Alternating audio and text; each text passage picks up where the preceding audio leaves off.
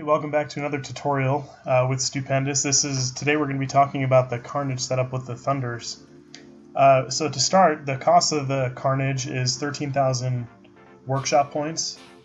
Here you can read a little bit about the bot if you're unfamiliar with the bot. We're going to be talking in depth about how the Carnage works with the Thunders today. So you begin with workshop points, but going from there, I get this question sometimes. They actually only cost silver from there. You don't have to keep spending workshop points. So if we click on the upgrade button here, you'll be able to see that it's just silver every time you upgrade. Just like any of the other higher level bots, it's quite a bit of silver. So we're going to drop into a game here. I'll speed up the first bit of the match for you, and then we're going to talk through how the Carnage is going to work on this power plant map. So speed-wise, it's tied for the slowest medium bot with the Patton and the Fujin at 40 kilometers per hour.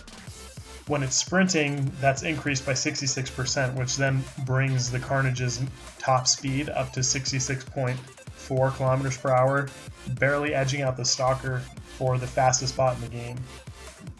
Health-wise, you can see my Carnage here, it only has 88,000 health. It's only level 9 right now. But the max health of the Carnage, if you had it at max level at level 12, is 114,000 hit points, which isn't a lot. So I'll use it as my first bot in my lineup a lot, especially on maps that have a lot of cover. Because of that small health pool, I'll be able to get to that cover before the enemy is outflanking us or swarming somewhere else. I can move around on the map a lot more freely if I use it as my first bot. That doesn't happen every time I play, but that's a setup that seems to work pretty well. Something else with the Carnage is it has the built-in Ansel shield, which has roughly 60% of the bot's max health. So at max level, if you had 114,000 hit points, that would be 68,000 hit points on the shield at max level. Thinking about it this way, that's about half of a full clip of a death button. So Orkans and Pinatas on a Rhino or a Griffin. So you can think of it that way if you want. It'll eat half of that, and then the other half you'll take in health, or hopefully you got out of the way fast enough. The bot's pretty maneuverable, so it'll let you do that. So if you look here, this spot that I'm setting up at in this match, I'm able to use the cover that's to my right and behind me, and I'm able to be selective with my targets. A lot of times when people see a Carnage, it's really obvious because it's the only robot on the map that has a shield visible all the time, unless you have somebody that's running an Ansel shield, which just isn't very common. So as you can see here, I was able to just take out that Rhino like it was nothing, bobbing and weaving with the speed that it has. It's really hard to hit, especially at close range with the Rhino, because its turntable turns fairly slowly. So I'm going to dip back behind cover here, and I'm going to wait for somebody else to get close enough. Meanwhile, I'm going to I'll take out this Carnage here, but then you'll end up taking shots when you can at other robots and other parts of the map. The maximum effective range of the Thunders is 500 meters. So shooting at that Natasha over there, I'm actually able to hit a fair amount of it, even though I'm at a little bit further of a range, more so than the effective range of this weapon. And that's something else we could talk about as well, is targeting. So with the Thunders equipped, your best chance of being successful in a match is to target bots that have a high surface area. In other words, bots that are really wide in the front. Because of the large bullet spread on the Thunders, targeting bots that will catch more of the bullet shards is important, so having that wide front. Usually those bots, however, they can deal a lot of damage really fast. So you'll have to use cover still to your advantage. But those are the bots that you want to be looking for. So bots to look for, that would be the Fury, Natasha, Lancelot, Griffin, Rhino, Leo, even the Golem, because of its wide front. So these bots can be fired upon up to the Thunder's maximum range of 500 meters because they'll still take a decent percentage of each shell that you fire. Just be mindful of their weapon types and ranges, and don't be blind also to what's happening around you. So you saw in that last game, I was able to take out several of the enemy's bots, and that game ended before I could actually get back into the battle with me getting 650,000 damage and 6 kills with my Carnage and Thunders. So there's a lot of people who don't like it because the bot, it is a fairly soft bot if we're being honest. It doesn't have a lot of health, especially for a medium robot. It's got the lowest, technically the lowest health pool out of all of them.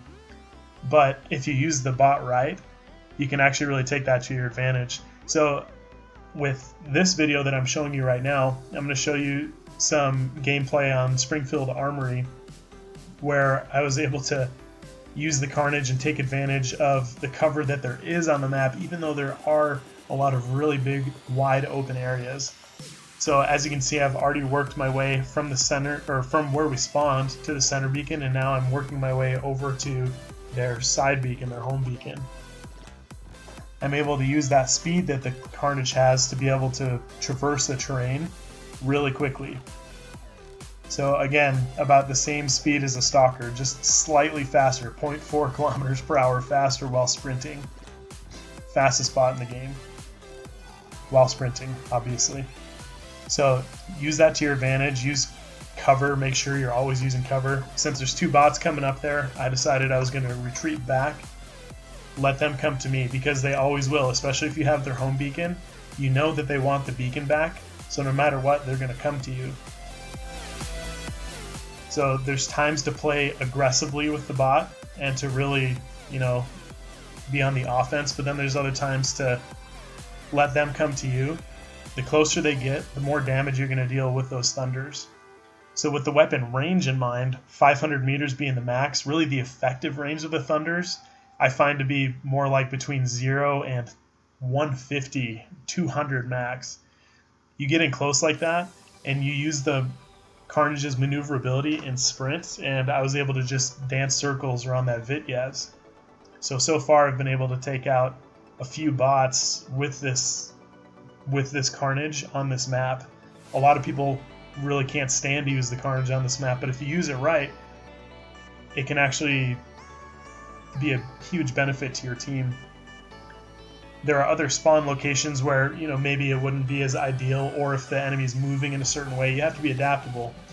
There are other spawn locations, though, like I was saying, that you're not going to be able to come over to this beacon with the Carnage, but you could use over on the other side of the map, not where the farm is. On the other side of the map, you can use a lot of that cover around there to take the fight to the enemy as well.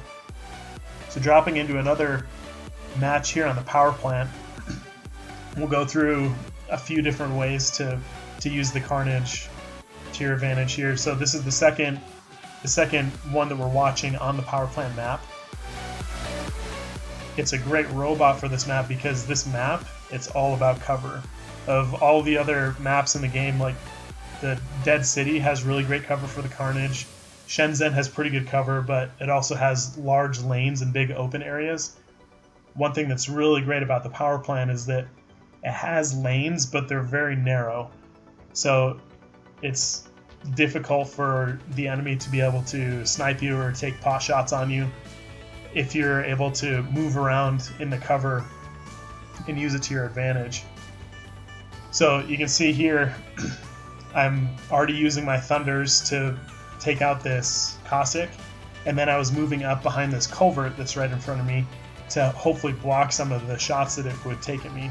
And I don't know if you've ever piloted a Cossack before, but because it turns so quickly and moves so rapidly, changes direction so quickly, it can be really hard to focus your crosshairs on the enemy, and so you miss some of the shots that you take. So keeping that in mind, the kinds of bots that you're engaging, you can take advantage of that knowledge and make it work for you.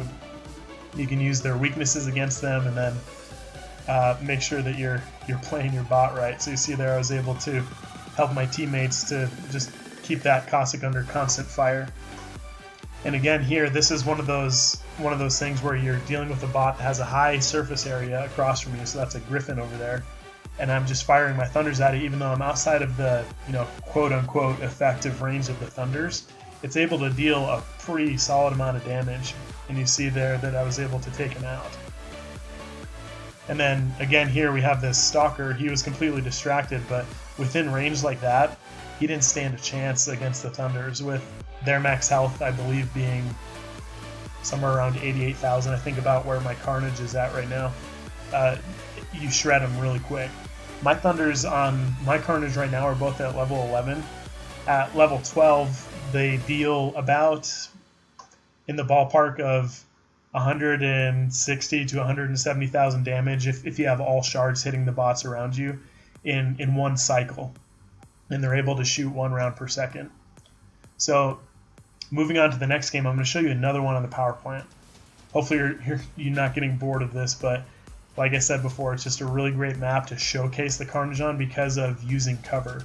That's what I want you, one thing that I really want you to get out of this video is to maximize your use of cover, to let bots come to you, and then to take advantage of other circumstances where it may be more beneficial to openly engage or to rush a bot that's not coming to you. Because you're going to run into any kind of situations. That's the important thing to remember with any robot that you're running, but especially with the Carnage and Thunders. There's considerations that take into effect with how soft the bot is, the types of robots you're going to be coming up against. You need to make sure that you're protecting it so that you can maximize your damage output and help your team out.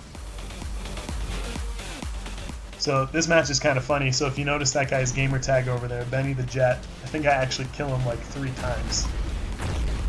I don't think they're all with the Carnage and Thunders, but I just thought it was kind of funny. I've actually played with him before, and he's great. I think he typically runs like a couple Stalkers and some fast robots in his lineup, probably because he's sick of people not needing beacons.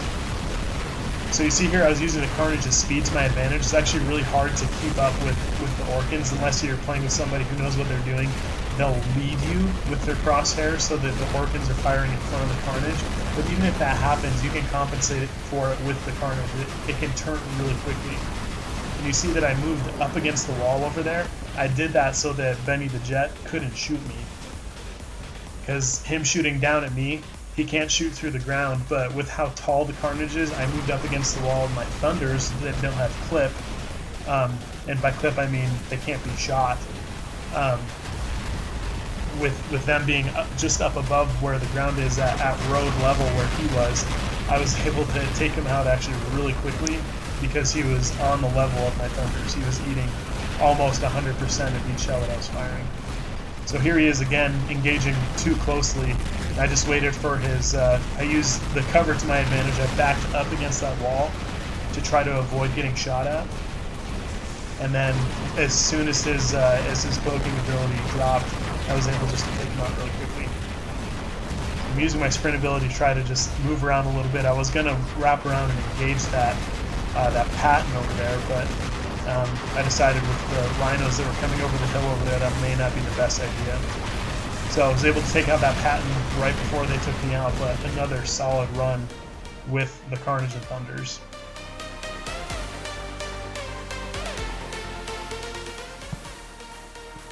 So looking again, so this is another map where you can have a lot of close engagement. Shenzhen has open lanes and everything like we talked about before, but if I tend to use the Carnage here first in my lineup when I'm on this map so that I can get through those open lanes before they're totally, filled up with enemy units. I'm able to traverse a little bit easily over to the other side of the map where there's more cover. So that's where I'm heading right now. I'm heading to the back area of the map where there's a lot of different buildings, there's a lot of different depth to that cover, so it's not just one building in the front, but there's actually like 3 rows of buildings that you can hide behind and work around. So that's perfect for the Carnage. So I'm going to head over, I'm going to see if I can push that side beacon of theirs to be able to help my team out. And actually holding that beacon is not too it's not too difficult with the Carnage and Thunders on this map. So there's a Griffin over here that's coming up on the side, and he's just inside of my effective range. We've got this Fujin coming around with me, so I'm going to sprint, use that to my advantage. It's fairly difficult to hit a fast moving bot with energy weapons like that, so I'm gonna dodge and weave and then get in his face so that he's taking 100% of the damage from my Thunders and take him out. A Griffin only has just over 150,000 hit points. That's at max level. Probably not every player that you're playing with is going to be at max level. So that was a kill of opportunity. He was completely distracted, so I was able just to sideline him really quickly with my thunders. So I'm wrapping around, moving around. This guy's coming this way, and I see he's also distracted. Firing at somebody else, so I'm going to sprint and get in his face and take him out. Golems also have a fairly small health pool. 100 and I believe 36,000 hit points at max level. So I was able to take him out really quickly. And now I'm holding this beacon. There's another golem over here. Use that speed, again, to your advantage. I'm not sprinting right now, but dodging and weaving, the Carnage can actually turn really quickly, faster than heavy robots can, but understanding it's a medium robot, it can move faster than they can. So this guy, I'm going to let him come to me, see what I can do. I'm going to get surrounded here, and I have very low hit points right now. But I was able to take a couple shots straight into him, so softening him up for the rest of my teammates. So that's it for the tutorial on the Carnage and Thunders, but this is in response to a lot of my buddies asking me how to use it, if they should buy it, should I get a Carnage, what should I put on it. There are different things that you can set up on it. Personally, I'm in love with the Carnage and Thunders. I really love that. I love the fact that the Thunders cost silver, and it's one of the highest damage per second weapons in the game. With those two Thunders on there, I'm doing about 16,000 damage per second, which is very, very high. And they reload as you're firing, so you can get between 8 or 9 shots before you get to that point where you have a little bit longer of a reload time as it's cycling through. But it's a really good setup to have. So as far as firepower, you can put other weapons on the Carnage, obviously.